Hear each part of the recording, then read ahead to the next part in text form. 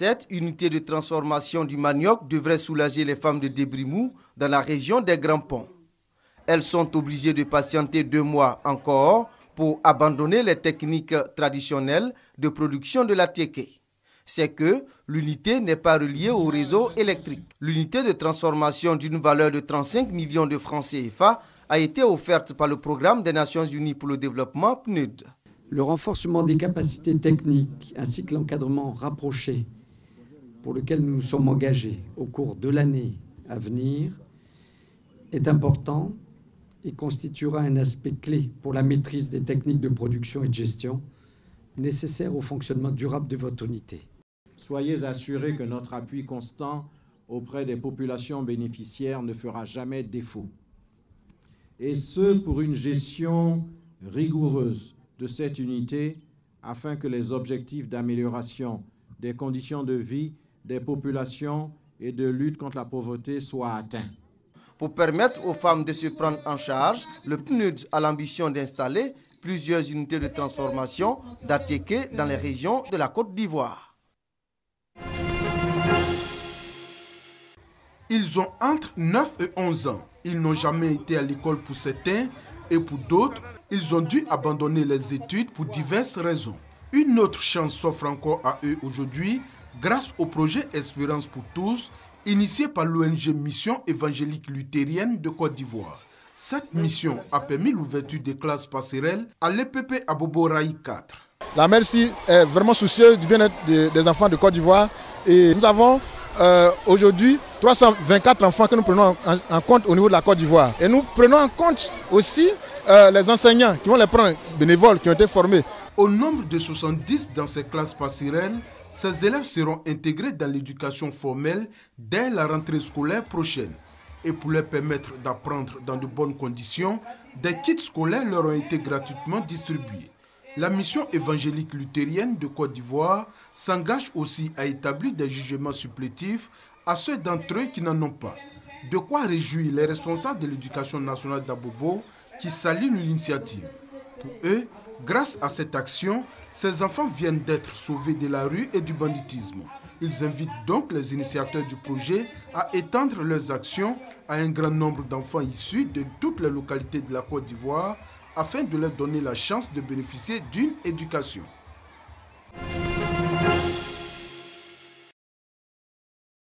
La grande pluie de ce mercredi matin n'a pas empêché Mme Henriette Conan-Bédier, présidente de l'ONG Servir, d'être parmi les élèves et les membres de l'amicale des anciennes du lycée Mami Oufoué-Fété de Bingerville. Ce lycée a enregistré son parcours scolaire. Sa présence en ces lieux a apporté une mobilisation exceptionnelle. La présidente de l'amicale des anciennes du lycée Mami Oufoué-Fété de Bingerville, le maire et le proviseur du lycée Mami Fété se sont succédés au parloir. Ils ont remercié leur marraine et ont fait de doléances. Depuis sa création en 1938, cette école a eu sa première directrice ivoirienne en 1974. Un prix d'excellence est donc institué pour rendre hommage à celle-ci. Le prix Jeanne Akabalto a pour cette première édition été attribué à 4 jeunes filles qui ont obtenu les meilleures moyennes dans différentes séries du bac. Pour la plupart, ces filles absentes ont été représentées par leurs parents. Seule une d'entre elles a pu recevoir son prix. Pour sa part, la marraine de la cérémonie a félicité les initiateurs avant d'inviter les lauréates à toujours continuer le travail. Aux récipiendaires, je vous adresse mes chaleureuses félicitations et vous exprime mes sincères vœux de réussite pour la suite de vos études, dont le succès sera fonction du niveau de conscience que vous voudrez consacrer. Un message bien perçu par la représentante des concernés. Je vais continuer à étudier pour faire la fierté de mes parents. Le lycée Mami Oufoué-Fété de Bingerville a obtenu plus de 82% de réussite au bac l'année dernière.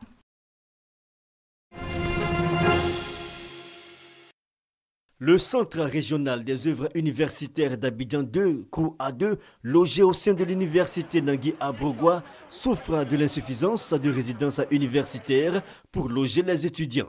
Selon son directeur général, la plupart des résidences affectées à sa direction ont été détruites pendant la crise post-électorale.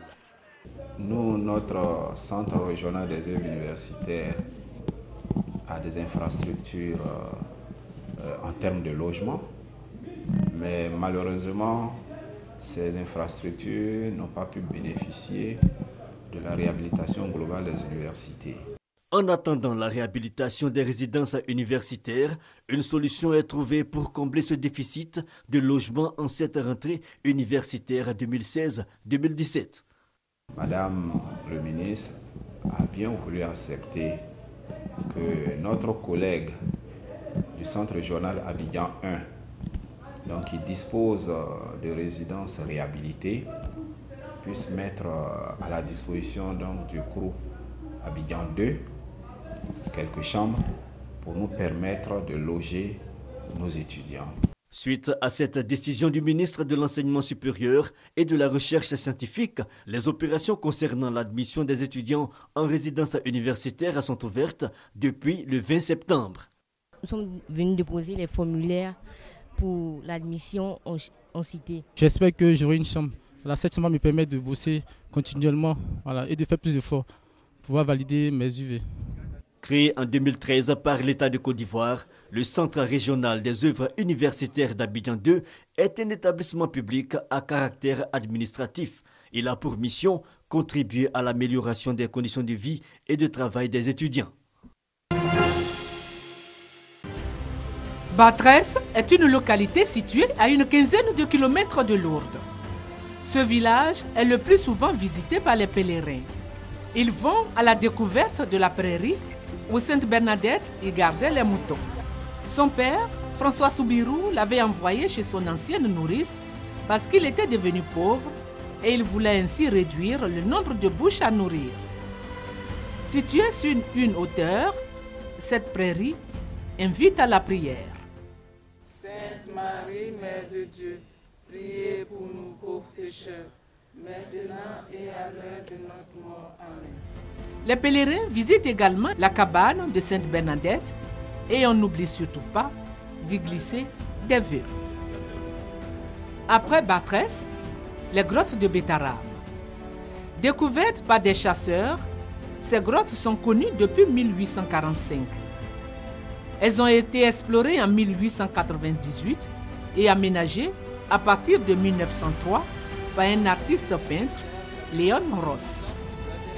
Les grottes de Betaram suscitent une curiosité et elles sont certainement les plus belles à visiter. Elles sont composées de 5 étages superposés comme ceux d'une maison et représentent des images de la vie quotidienne, des merveilles pour les yeux.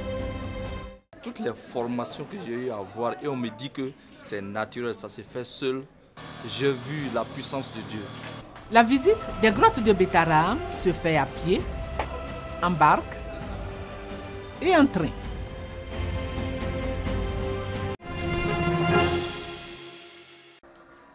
Pendant longtemps, le village de Bengkala en Indonésie a cru à une malédiction. Depuis des générations, il compte un nombre anormalement élevé de sourds et malentendants. Il en compte aujourd'hui 40 pour 3000 habitants. Je suis triste. Il ne parle pas, il n'entend pas, et c'est mon seul fils. Des experts ont prouvé qu'il s'agissait en fait d'un gène récessif dans la population locale. Une explication, pas une solution. Ce qui est dur, c'est de gérer les émotions. Les sourds sont parfois plus agressifs. Ils n'arrivent pas toujours à contrôler leurs émotions. Bengkala a une approche relativement unique en Indonésie, où les personnes atteintes de handicap sont souvent discriminées. La communauté a notamment développé sa propre langue des signes appelée Katakolok, et à l'école locale, sourd ou non, tout le monde l'apprend. Les droits de l'homme sont les mêmes partout. Pourquoi les sourds devraient-ils être rejetés? Situés sur l'île de Bali, les villageois ont mis sur pied une performance traditionnelle qui attire de plus en plus de touristes. Les danseurs ont mémorisé la chorégraphie en répétant inlassablement les pas pendant des mois. Des touristes de Chine et d'Europe viennent ici pour nous voir. Et ça leur plaît vraiment. À Bengkala, 80% de la population connaît la langue des signes. Un cas isolé mais porteur d'espoir pour ceux qui veulent changer la perception du handicap en Indonésie.